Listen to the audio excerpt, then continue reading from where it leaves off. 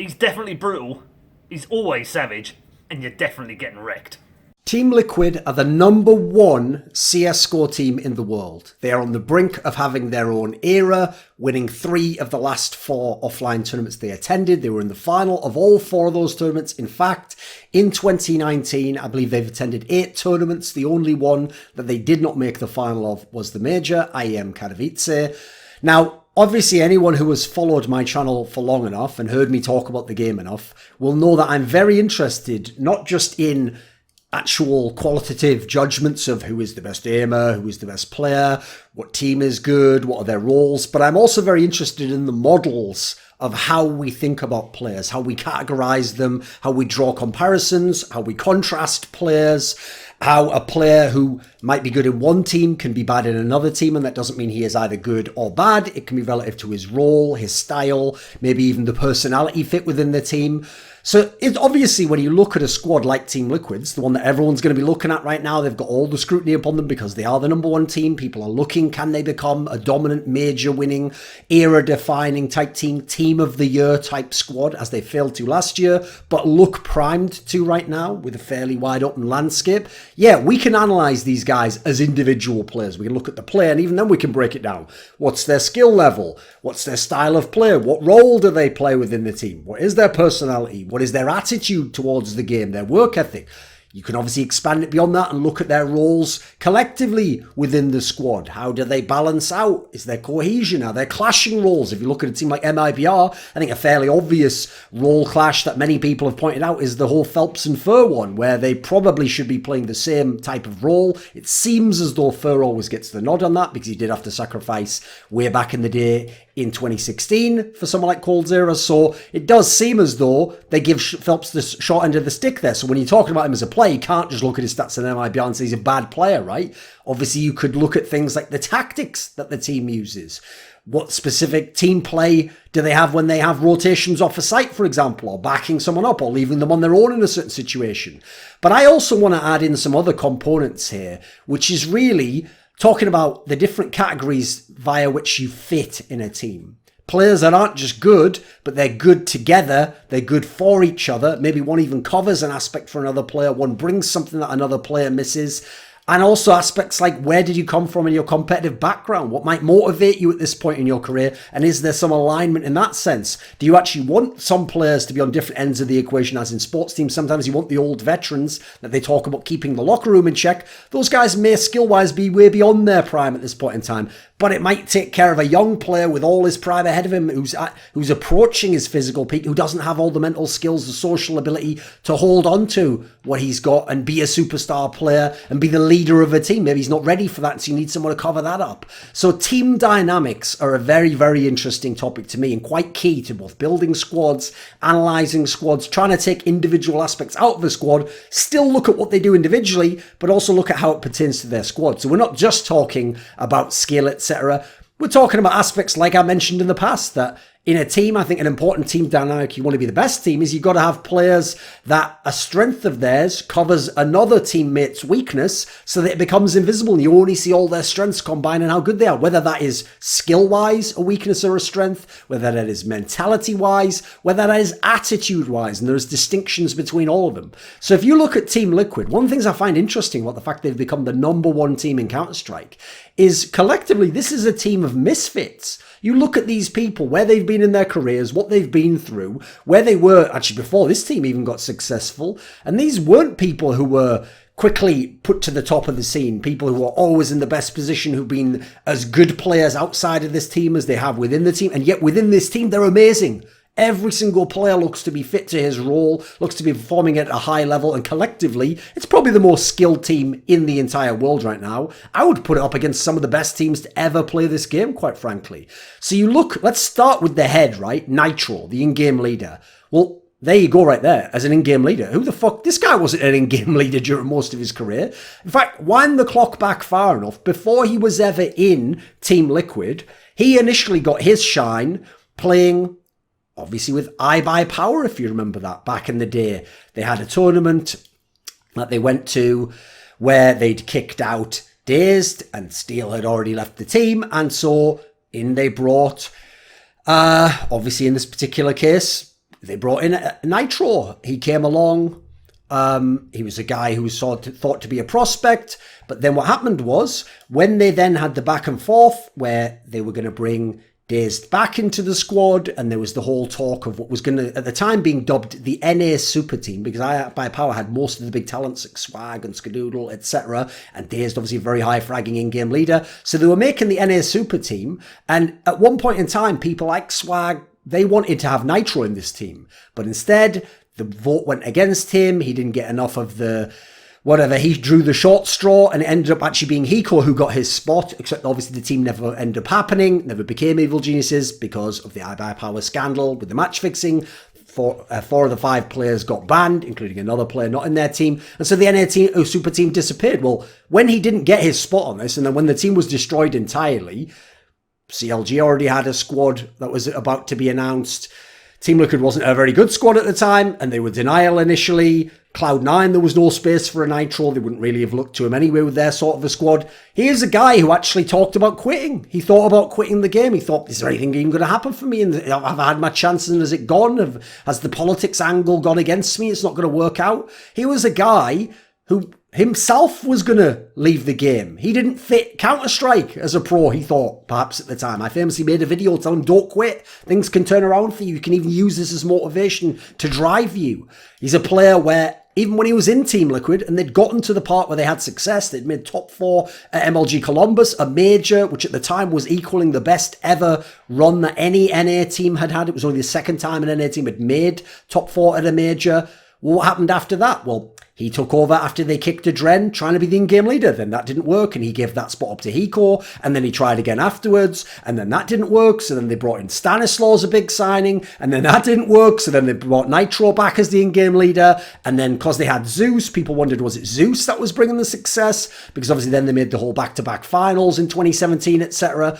So, quite frankly, all the stuff that happened when Team Liquid became a good team actually wrecked Nitro's identity as a player. He had been the star player before Simple came. He was seen as the hope of the North American region. He was the guy who was playing at his peak. He was the best player in the team. Then Simple came. He was suddenly just lost in the mix. Then Simple leaves and they've kicked Adren, and now he's in a position where he has to go and become an in-game leader. Those attempts were weak, as I pointed out. This was a guy who he'd lost his place a bunch of times within the NA scene and did not seem to fit. He wasn't someone that you looked at and you thought the other teams would be trying to snap up. He wouldn't have gotten an international offer. It was this team makes it in some context, and by the end, with him as an in-game leader, or bust if you're Nitro. You'd be playing on some of the shit. You'd been playing on a complexity now if it hadn't worked out on this team. Then you go, let's look at the best player in the team right now, OllieJ, the guy who's been dominating, the guy's the MVP of the last few tournaments, right? A lot of people won't know this, but in 2017, there were some reports that said, OllieJ maybe will be going to some other teams. He won't be in Team Liquid anymore.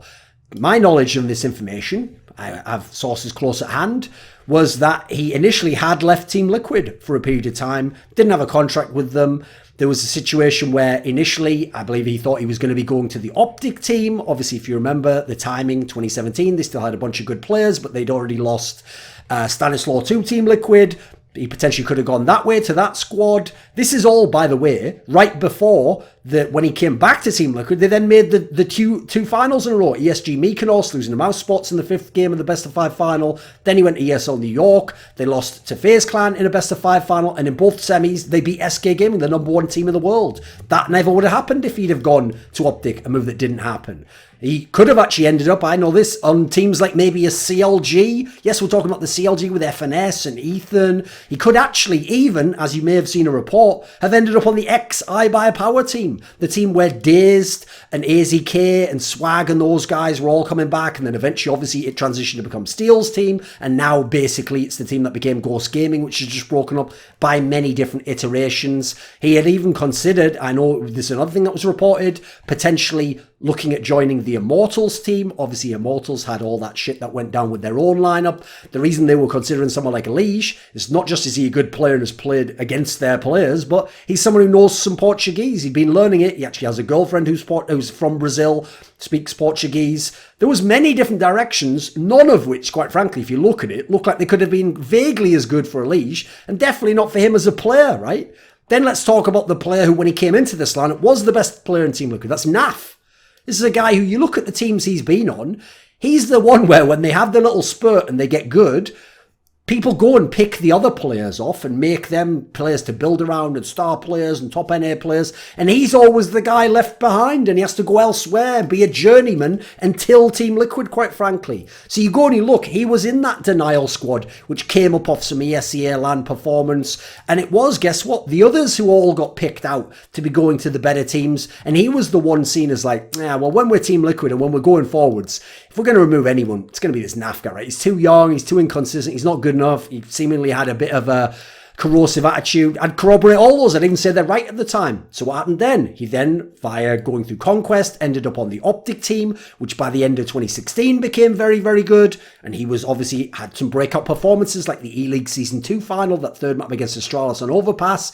But then what happened after that? Well, Stanislaw went off. He joined Team Liquid. Tarek eventually went to Cloud9, right? You obviously had Mixwell, had the world as his oyster, but chose to go back to Europe. Roche ended up on Cloud9 as well. What about old Naf, right? The player that now when you look at that lineup of Optic, you say he's probably the fucking best player in there. If you could have the Grey Sports Almanac moment and go back in time, he's the player you'd pick for a Cloud9, etc. Or would you? Maybe going to Renegades and maybe this journeyman career actually humbled him a bit, made him have to learn what his role should be, where he should fit. Because when it didn't work out in Optic and all the rest of the players got picked up to the top NA teams, he had to go to Renegades, a team from fucking Australia. A team that, yes, they speak English, yes, they're within his region, but they were a bomb team even compared to his Optic team. Like, this wasn't a team anyone thought would be good, and yet he became a very good player there. Well, I can tell you, when he initially came to that team, he told the Renegades guys, I'll be a supportive player if you want. He's replacing the Jay-Z Walkins guy. Put me anywhere on the map. Like, that's fine. But eventually, he did start to demand things. He started to want certain spots, certain roles, became the star player. Maybe that shaped him up into a player. But you can see he was rejected many, many, many times until he got into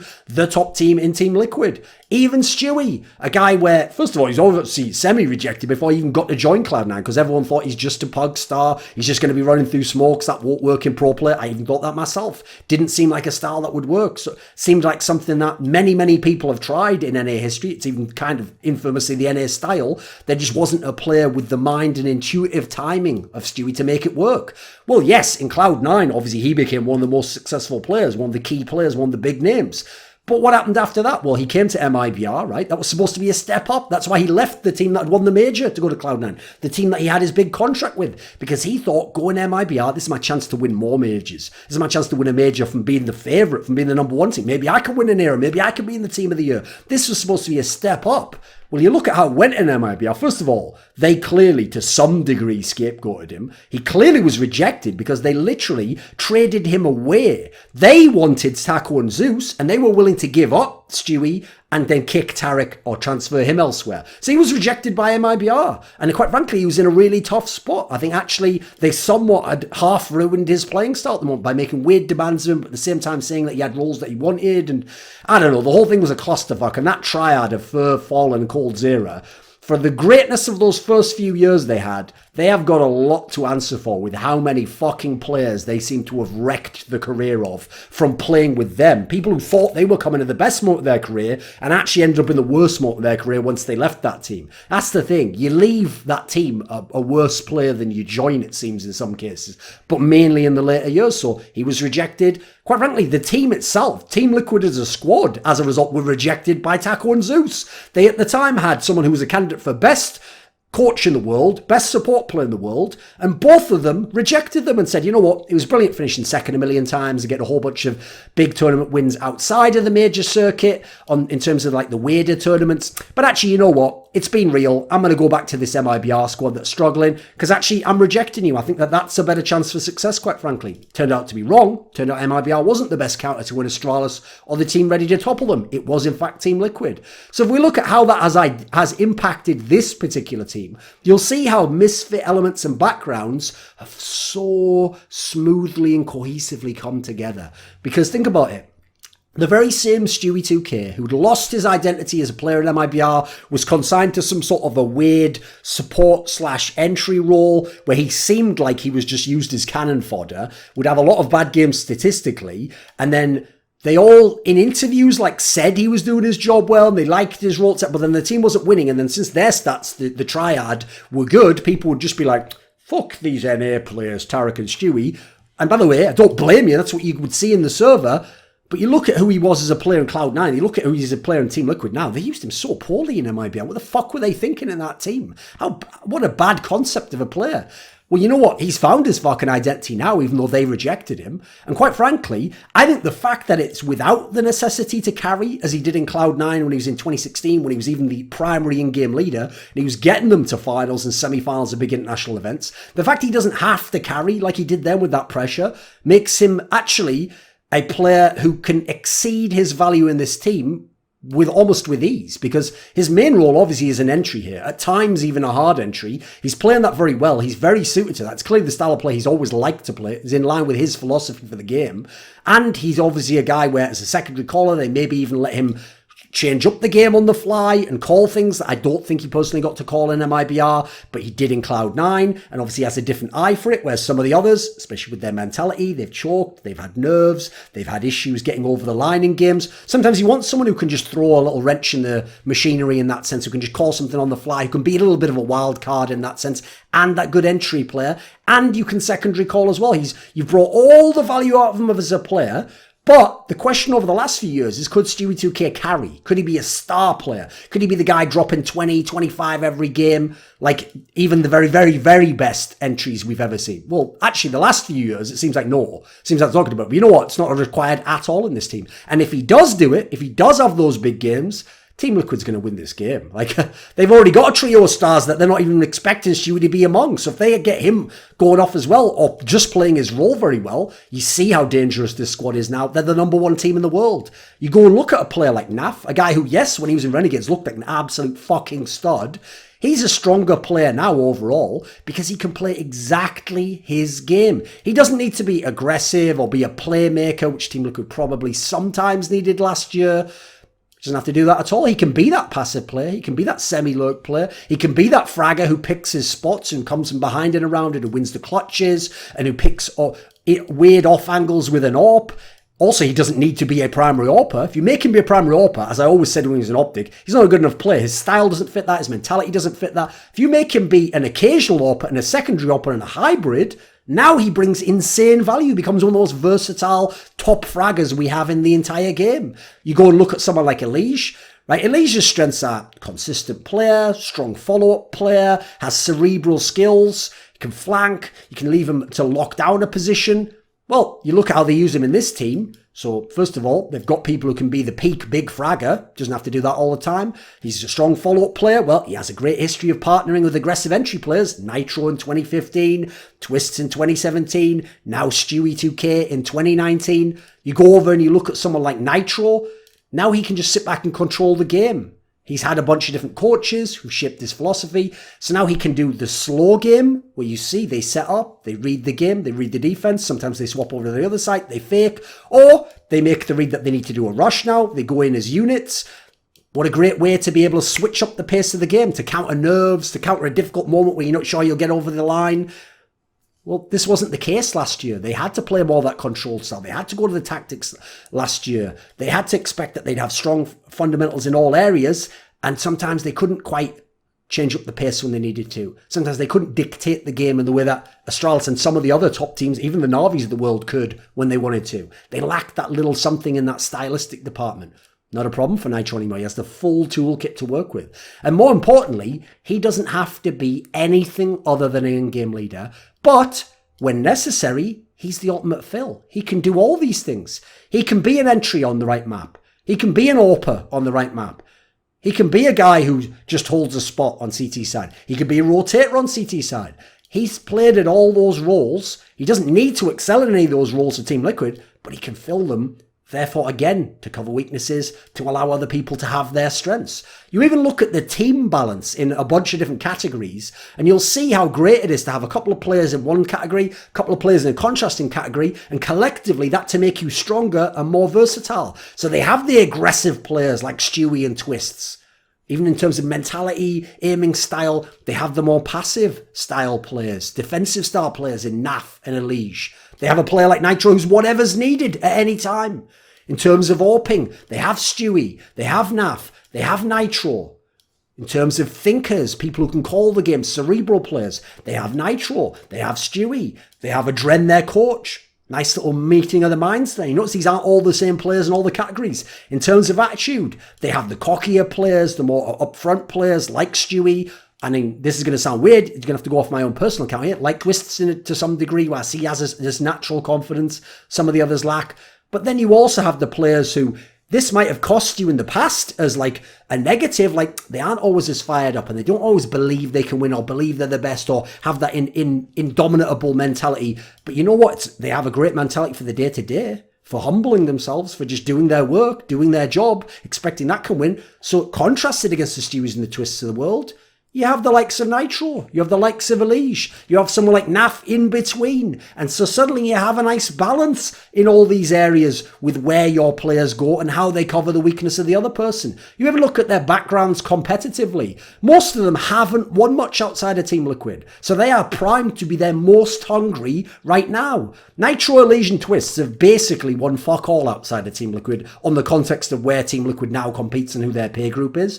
Naf won E-League Season 2 and then that Star Ladder with the Renegade squad. Optic was E-League Season 2. Stewie with Cloud9 won EPL Season 4 the end of 2016. And then at the beginning of 2018 won the E-League Major. Obviously, you look at it, aside from those two players, who even themselves only won a couple of titles each, most people haven't won in this squad, but they're in position to win every time up the gate. So guess what? They are hungry now. Yeah, they are driven. Yeah, there is less ego of like a player like, I've been there and done this, like you've heard about sometimes happening in the phases, the Navis, the Virtus Pros, the Nips, the Fanatics of the world, depending on what period of time they're at, usually after their dominant period.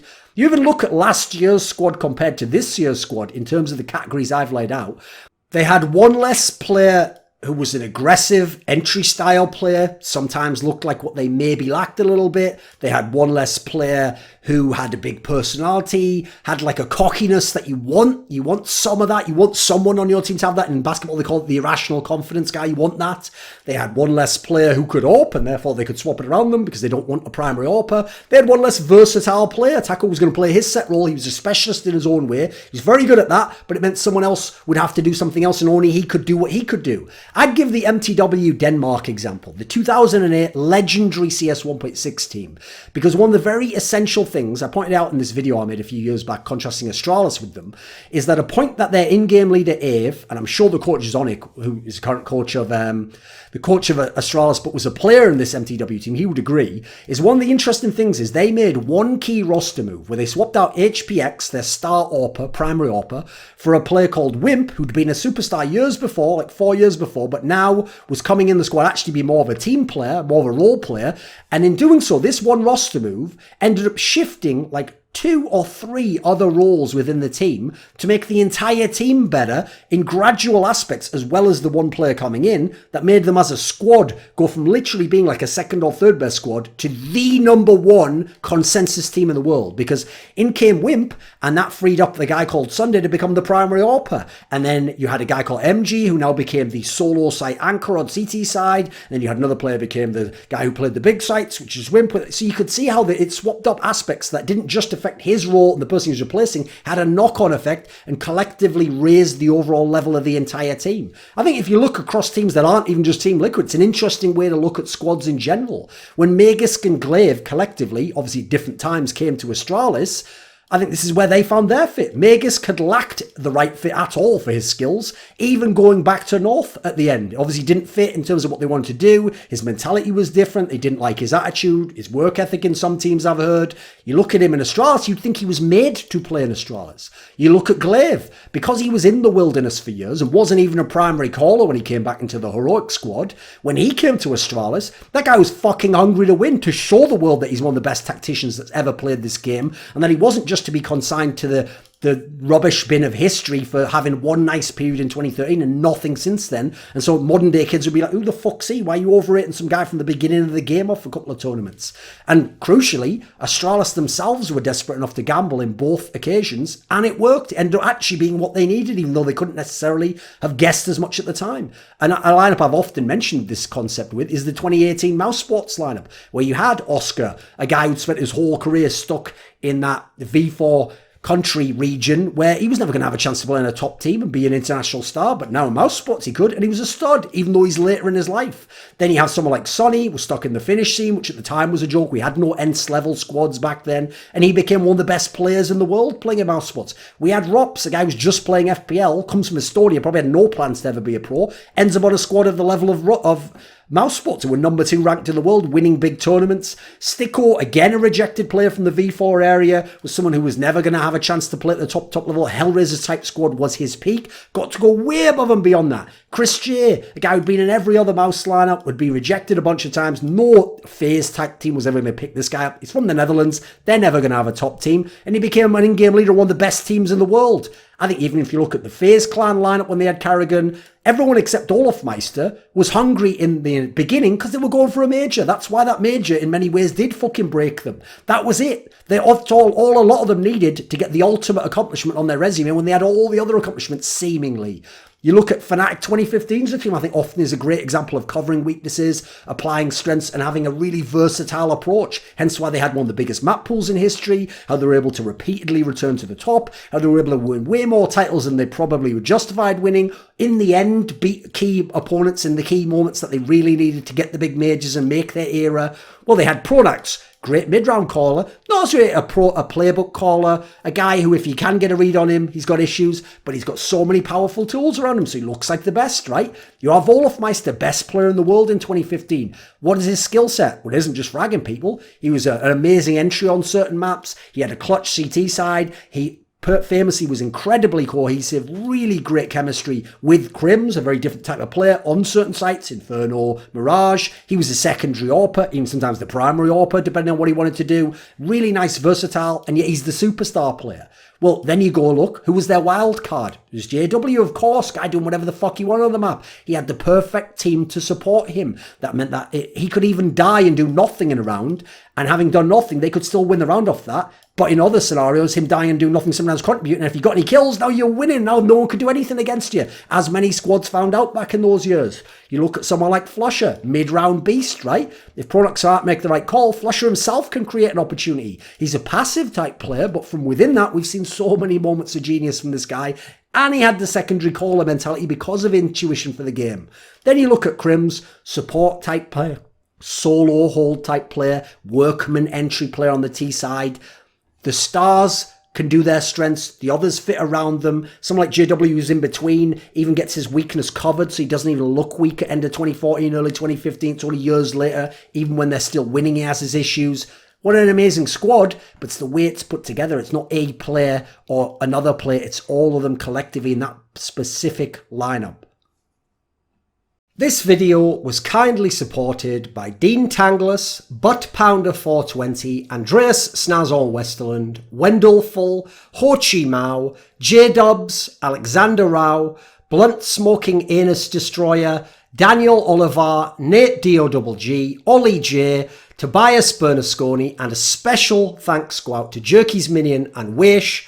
Would you like to suggest a topic or a guest for my content? Maybe you'd like to ask me a question in my monthly AMA. Do you want teasers for my upcoming content? See who the guests are. Maybe you'd like to take part in a donator discussion with me on video. Well, put your money where your mouth is and join the Scrilluminati today at link in the description box below.